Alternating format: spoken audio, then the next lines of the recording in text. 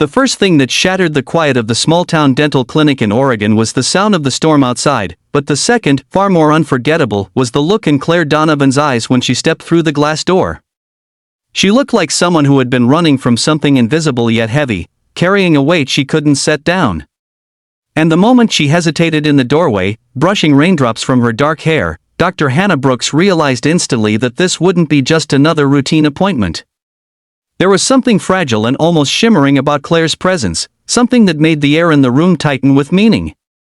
Hannah didn't know it yet, but this was the beginning of a story she would carry with her for the rest of her life. If you believe in kindness, healing, and second chances, make sure to like, comment, share, and subscribe to the channel. Your support means everything. Claire had arrived for an emergency visit, one she had clearly tried to postpone for too long.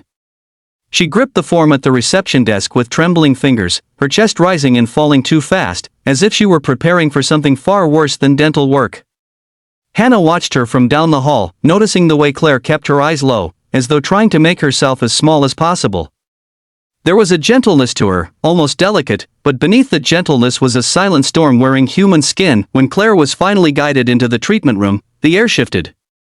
Hannah stepped inside and saw her patient sitting rigidly in the chair, shoulders stiff, jaw clenched, gaze fixed on the floor.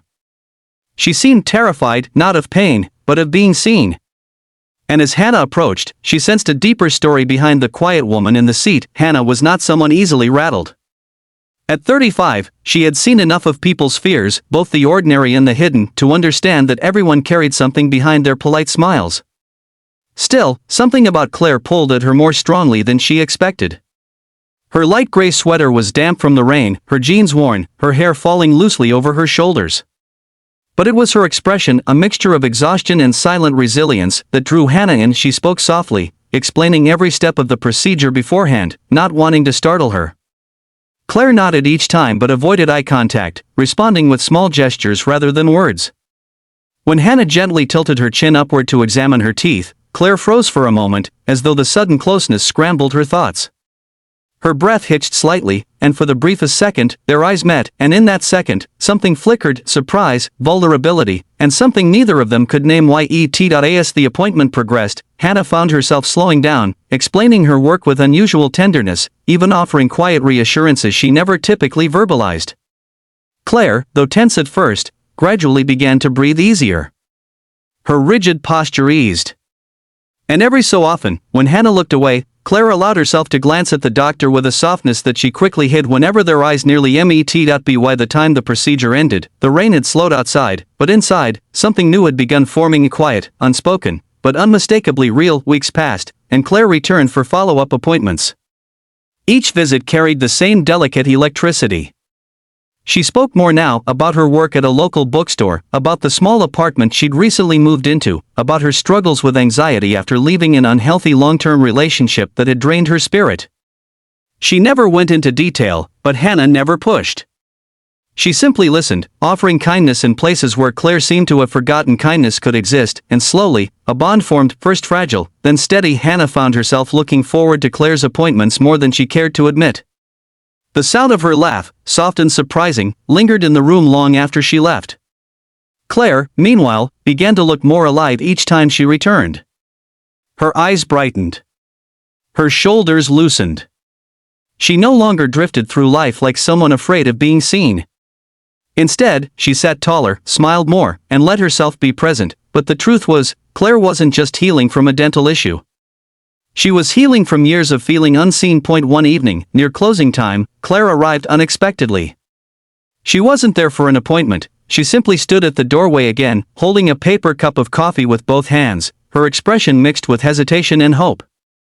Hannah, surprised but secretly delighted, ushered her inside. They sat in the quiet waiting room, the soft hum of the heater filling the silence. Claire confessed that she'd been feeling overwhelmed lately, not because of her past, but because something new had begun taking root inside her. Something she didn't know how to handle. She said she felt safe with Hannah, safer than she had felt with anyone in years. She felt seen. Valued. And the thought of losing that terrified her as much as it warmed her. Hannah listened, her heart pounding quietly beneath her calm exterior. She felt the same. She knew it. But she also knew that Claire was still healing, still learning how to stand on her own again. So instead of confessing her own growing feelings, Hannah simply told her something she needed to hear, that she didn't have to rush anything, didn't have to force clarity. Healing wasn't a race, and neither was love. Claire's eyes glistened in the gentle clinic lights, and she whispered that she wasn't used to someone caring without wanting something in return. Hannah told her softly that kindness didn't have to be earned. It could simply be given. Their connection deepened in the silence that followed. Months went by, and the friendship that had formed so quietly blossomed into something warmer. Long walks after work, shared meals, movie nights filled with hesitant laughter and shy glances that lingered too long to be accidental. Claire, now more confident and emotionally grounded, began to feel something she once believed she would never feel again. Hope. One night, during a walk along the quiet riverside trail, Claire admitted that she was scared, not of what she felt, but of losing the person who had helped her rebuild her world. Hannah stopped walking, gently taking her hand, and told her that she wasn't going anywhere. And for the first time, Claire allowed herself to believe it. Their relationship grew gently, without forced declarations or dramatic confessions. It grew through steady presence, understanding, and the kind of affection that didn't demand anything but honesty. Claire found joy again.